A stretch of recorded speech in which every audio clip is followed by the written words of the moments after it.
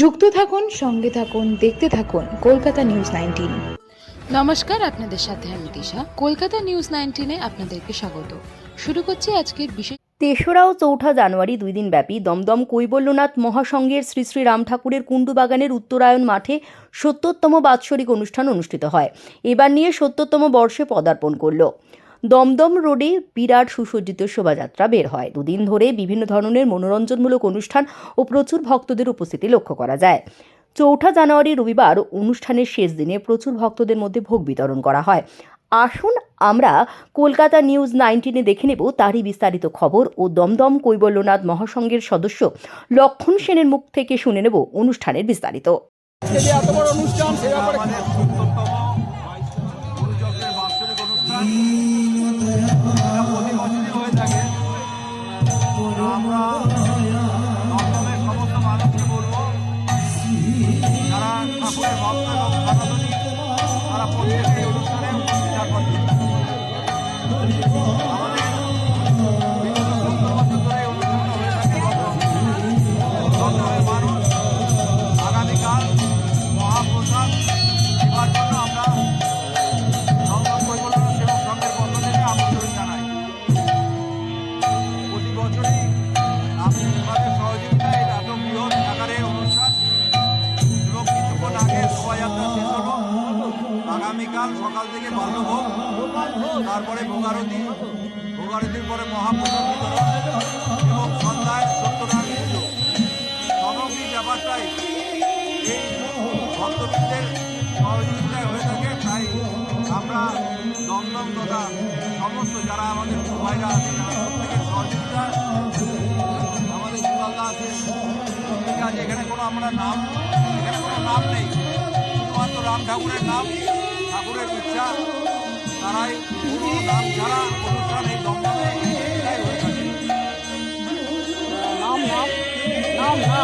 আমার লক্ষণ সেন।